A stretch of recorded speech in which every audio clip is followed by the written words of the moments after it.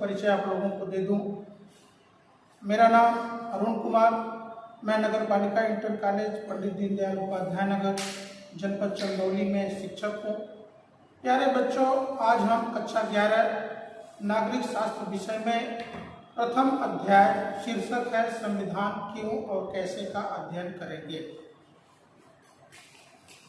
कक्षा 11 विषय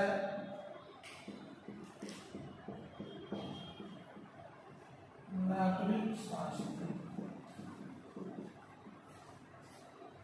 अध्याय शीर्षक है संविधान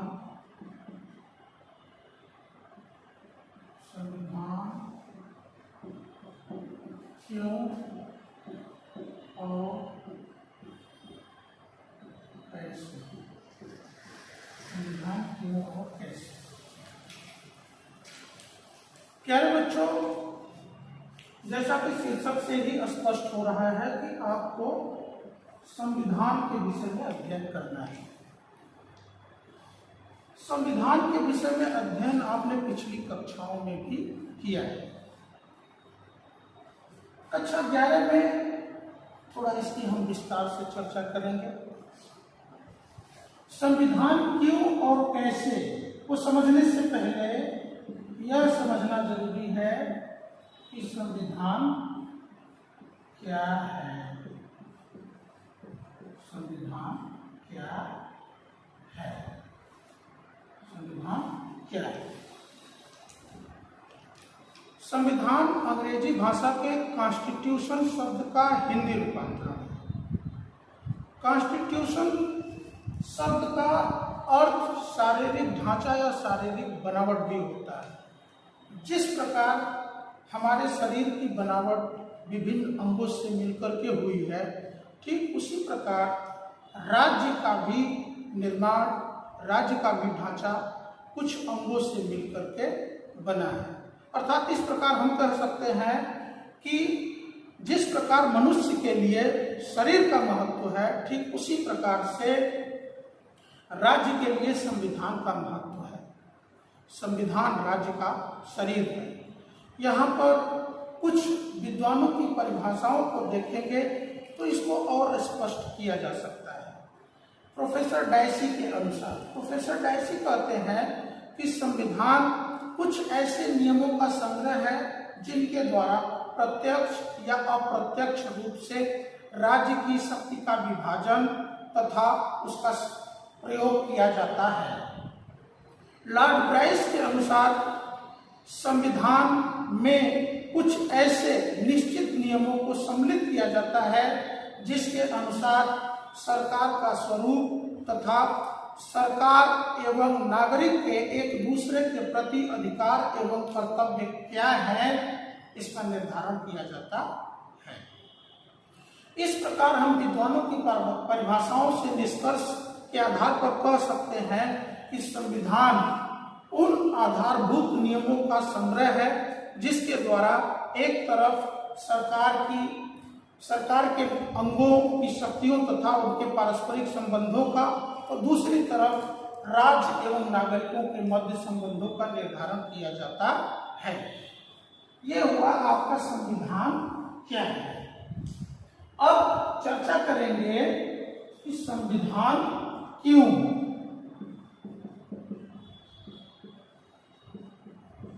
संविधान क्यों।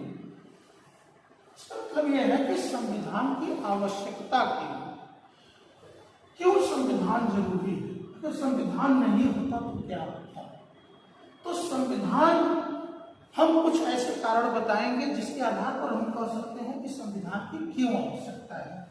पहला कारण है कि राजनीतिक व्यवस्था में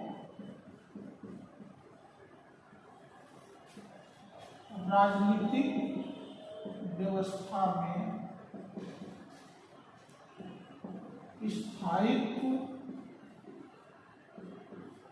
एवं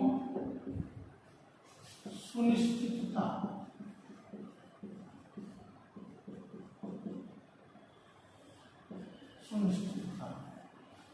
संविधान से किसी भी राजनीतिक व्यवस्था में स्थायित्व एवं सुनिश्चितता होती है। क्योंकि संविधान के द्वारा पहले से ही सरकार के गठन, उसका संचालन कैसे होगा, इसका उल्लेख कर दिया जाता है। एक विद्वान जेलिनेट ने ठीक ही कहा है कि अगर संविधान नहीं होगा तो राज्य अराजकता में बदल जाएगा।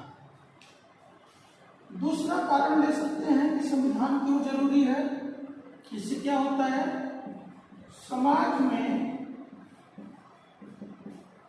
सामंजस्य स्थापित करने के लिए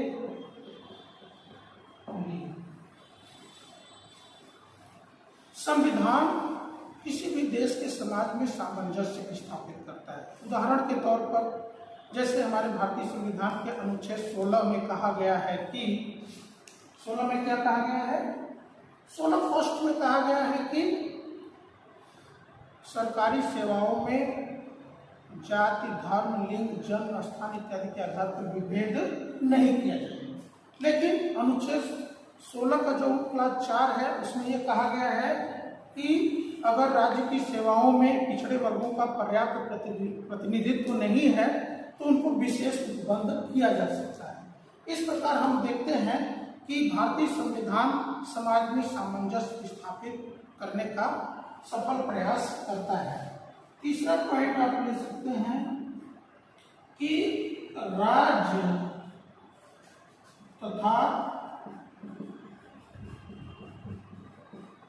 नागरिकों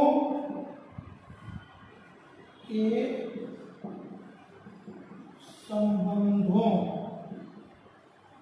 का निर्धारण,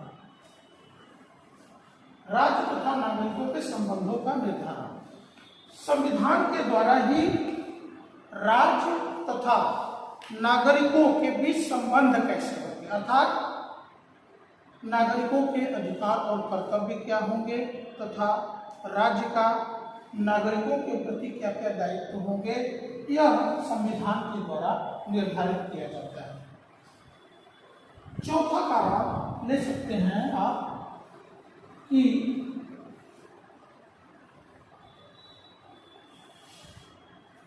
चौथा कारण हो सकता है कि सरकार के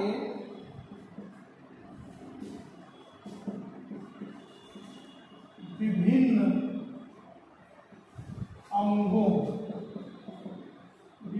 अंगों की शक्तियों का निर्धारण, सरकार के विभिन्न अंगों की शक्तियों का निर्धारण संविधान के द्वारा जो सरकार के विभिन्न अंग हैं, विधायिका, कार्यपालिका, न्यायपालिका, उसके द्वारा क्या होता है, जो विधायिका, कार्यपालिका, न्यायपालिका है उनके शक्तियों का, उनके कार्यों का क्या होता है, संविधान के द्वारा निर्धारण कर दिया जाता है, जिसकी वजह से वो एक दूसरे के कार्यों में हस्तक्षेप नहीं करते हैं।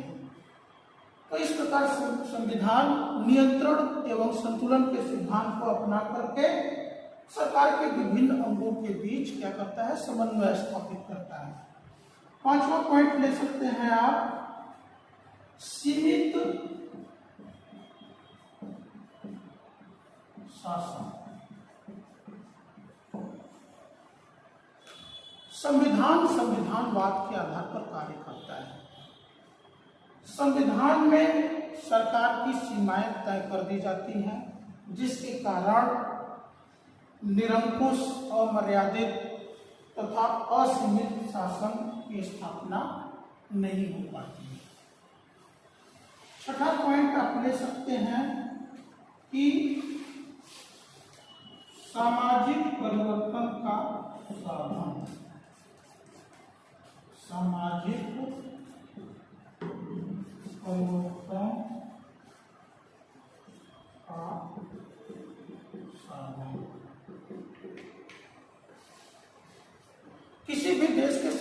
संविधान पर देश काल परिस्थितियों का प्रभाव पड़ता है।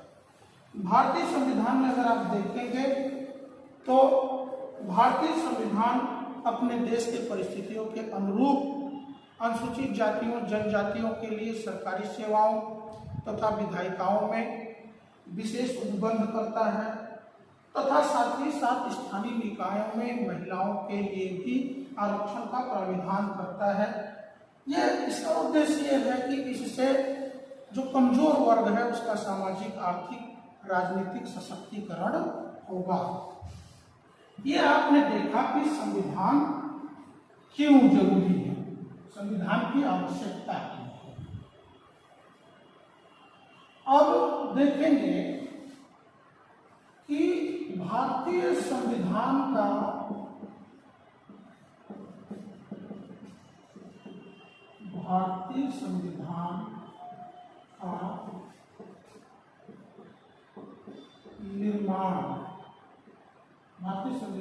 निर्माण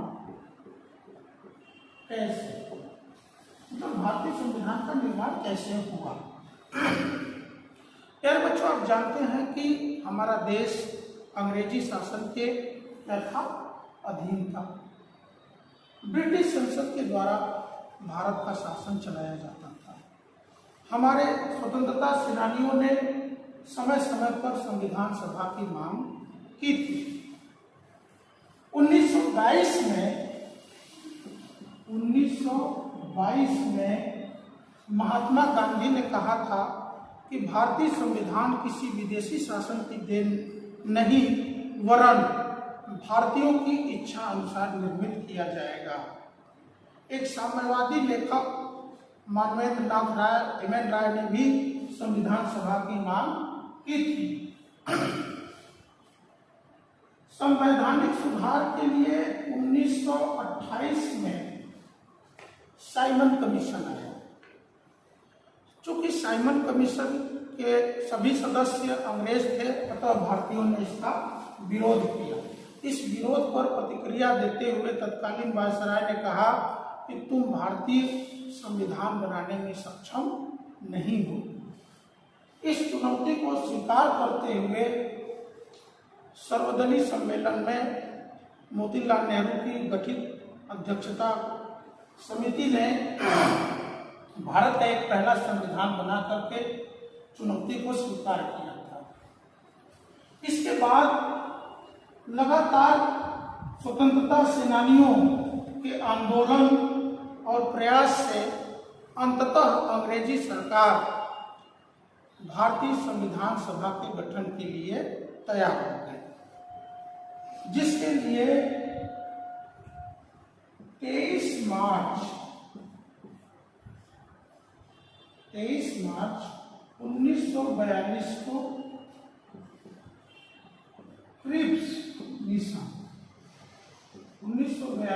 क्रिप्स मिशन भारत आया। लेकिन क्रिप्स मिशन ने एक शर्त लगा दी कि संविधान सभा का गठन द्वितीय विश्व युद्ध के बाद किया जाएगा।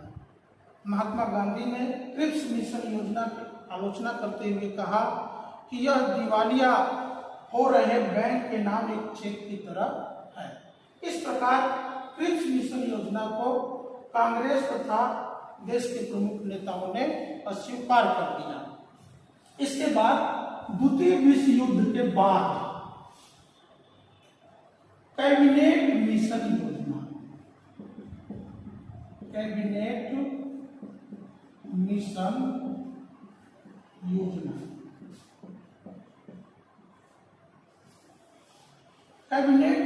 योजना को अंग्रेजी सरकार ने भारतीय संविधान सभा के गठन के लिए भेजा, जो भारत में यह 24 मार्च 1946 को आया।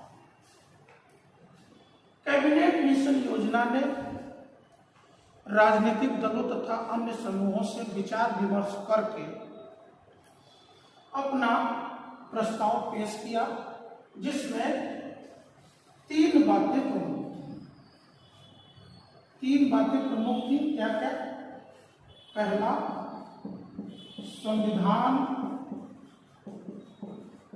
सभा का गठन कैसे होगा, संविधान सभा का गठन कैसे होगा। दूसरी बात इसमें इस पर विचार किया गया कि अंतरिम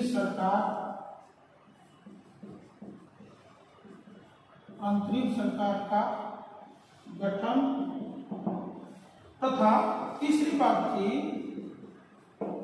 कि संघ शासन की स्थापना कैसे की जाए।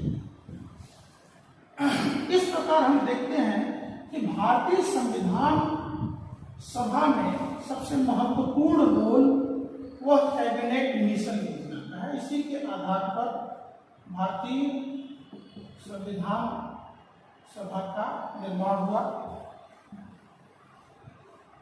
कैबिनेट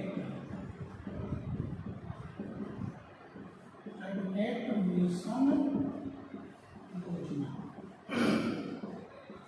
कभी कभी इस पर प्रश्न आपसे पूछ लिया जाता है कि किस मिशन योजना के अंतर्गत भारतीय संविधान सभा का गठन किया गया था। इसका उत्तर होगा कैबिनेट मिशन योजना। कैबिनेट मिशन योजना में प्रमुख बातें क्या क्या थी संविधान सभा के गठन के लिए। तो सबसे पहली बात थी कि 10 लाख की जनसंख्या पर 10 लाख की जनसंख्या पर एक सदस्य निर्वाचित होगा। 10 लाख की जनसंख्या पर एक सदस्य निर्वाचित होगा। दूसरी बात थी कि इसका निर्वाचन अप्रत्यक्ष रूप से किया जाएगा। अप्रत्यक्ष रूप से मतलब यह है कि संविधान सभा के सदस्यों का निर्वाचन प्रत्यक्ष रूप से जनता के द्वारा न होकर के जनता के द्वारा चुने हुए प्रतिनिधियों के द्वारा किया जाएगा। इसमें तीसरी बात यह थी कि संविधान सभा में कुल 389 सदस्य होंगे। संविधान सभा में कुल कितने सदस्य होंगे? 389 सदस्य, जिसमें 3 प्रकार के सदस्य होंगे। क्या क्या? पहला 292 सदस्य ब्रिटिश प्रांतों से, 292 सदस्य ब्रिटिश प्रांतों से, 93 सदस्य देशी रियासतों से, 93 सदस्य देशी रियासतों से, तथा 4 सदस्य चीफ कमिश्नरी से निर्वाचित किए जाएंगे। अर्थात संविधान सभा में कुल 389 सदस्य होंगे, जिनका निर्वाचन अप्रत्यक्ष रूप से होगा, जो 10 लाख की जनसंख्या पर एक सदस्य होगा, और इसमें 292 सदस्य ब्रिटिश प्रांतों से, 93 सदस्य देशी रियासतों से, तथा 4 सदस्य जो है वह किससे थे? चीफ कमिश्नरी से। और इसमें एक प्रावधान था कि इसमें मुस्लिमों तथा सिखों के लिए आरक्षण की भी व्यवस्था की गई थी। इस प्रकार हम देखते हैं कि भारतीय संविधान सभा का जो निर्वाचन था वह अप्रत्यक्ष रूप से एकल संक्रमणीय मत प्रणाली, आनुपातिक प्रतिनिधित्व प्रणाली की एकल संक्रमणीय मत प्रणाली द्वारा किया गया था।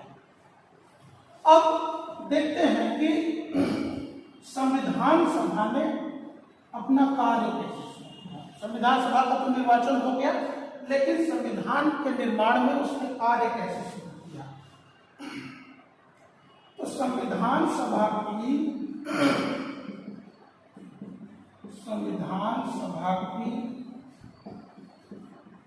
पहली बैठक,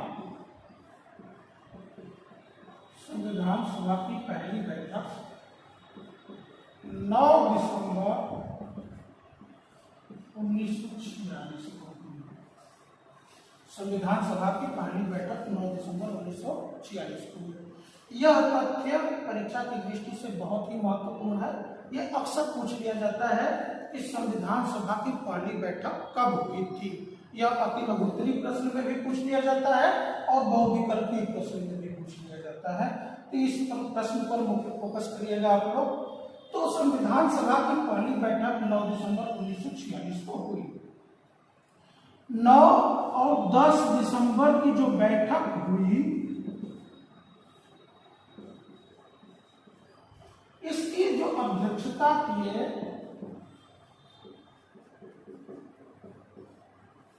वो सच्चिदानंद सिन्हा ने किया।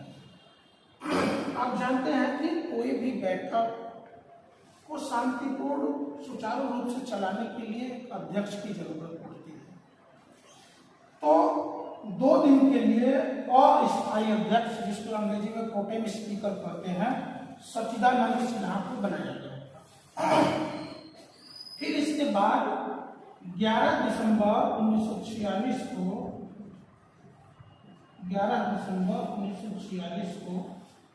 डॉक्टर राजेंद्र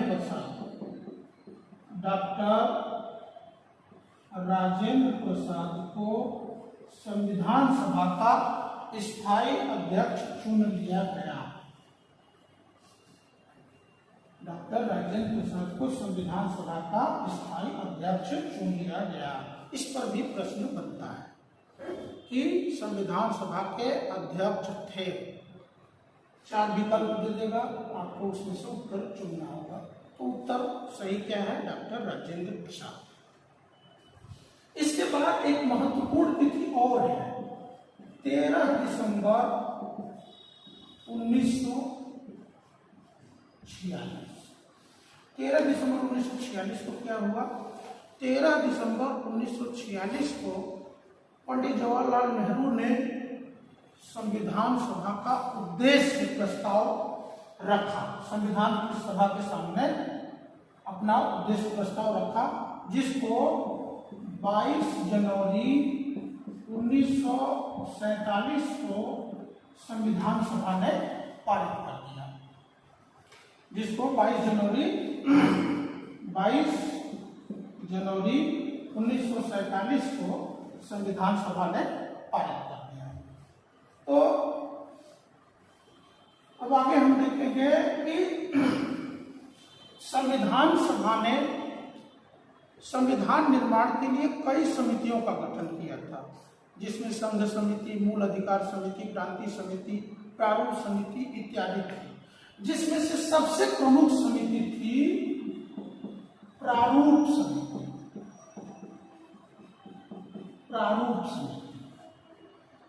जिसमें अध्यक्ष सहित 7 सदस्य थे। प्रारूप समिति के अध्यक्ष डॉक्टर अंबेडकर थे और प्रारूप समिति ही संविधान का प्रारूप तैयार की। इसीलिए भारतीय संविधान का जनक डॉक्टर अंबेडकर को कहा जाता है। समिति लगातार कार्य करते हुए, जैसे तीनों वाचन का प्रयोग होता है किसी भी विधेयक को पारित करवाने के लिए, प्रथम वाचन, द्वितीय वाचन, तृतीय वाचन। आप जानते हैं प्रथम वाचन में किसी भी विधेयक पर सामान्य चर्चा होती है, द्वितीय वाचन में उस विधेयक के जो विशेष प्राविधान है उस पर चर्चा होती है, तथा तृतीय वाचन में संपूर्ण विधेयक पर चर्चा होती है। तो संविधान सभा ने भी उसी तरीके से एक एक प्राविधान पर चर्चा कर करके इस प्रस्ताव को पारित किया। अंततः 26 नवंबर 1949 को संविधान बनकर तैयार हो गया। इस प्रकार हम देखते हैं कि 9 दिसंबर 1946 से भारतीय संविधान निर्माण का कार्य शुरू हुआ और 26 नवंबर 1949 को बनकर तैयार हो गया। इस प्रकार हम देखते हैं कि 2 वर्ष 11 व 18 दिन में भारत का संविधान बना। भारतीय संविधान में कुल 395 अनुच्छेद, 8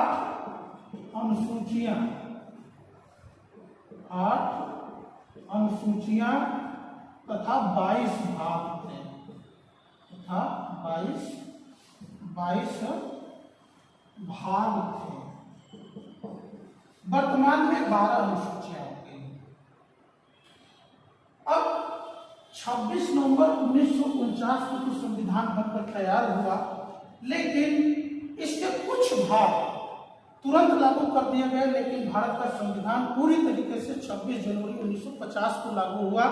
उसका कारण यह था कि 26 जनवरी लागू करने का मुख्य कारण यह था कि पंडित जवाहरलाल नेहरू ने कांग्रेस के लाहौर अधिवेशन में पूर्ण स्वराज का प्रस्ताव पारित किया था और 26 जनवरी को स्वतंत्रता दिवस मनाने का दिन तय किया गया था, जिसके कारण 26 जनवरी 1950 को भारत का संविधान बनकर तैयार हुआ।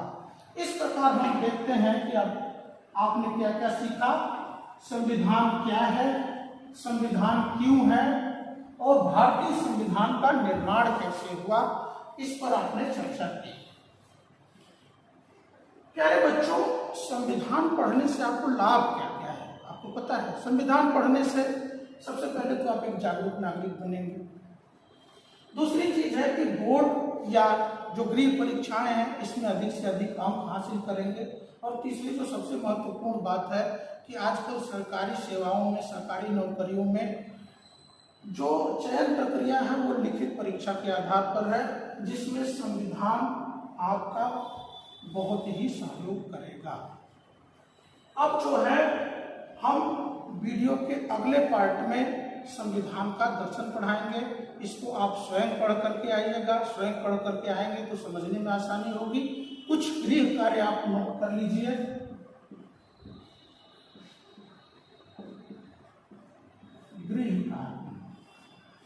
गृह कार्य में पहला प्रश्न नोट करिए, संविधान किसे कहते हैं? संविधान किसे कहते हैं? संविधान क्यों जरूरी है?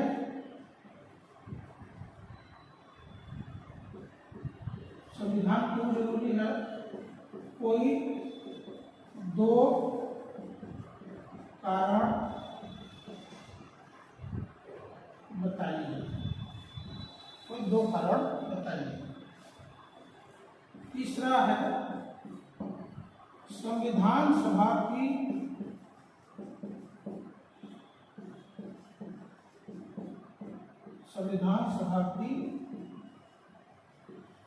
पहली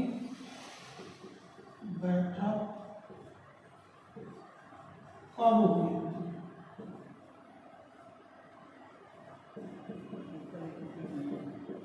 संविधान सभा की पहली बैठक कब हुई?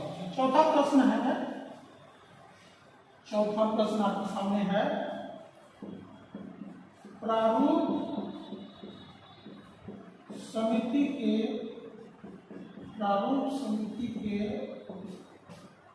अध्यक्ष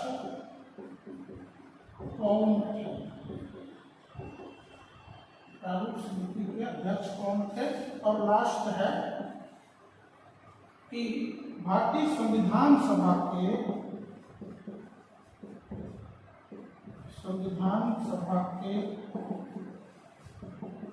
स्थायी अध्यक्ष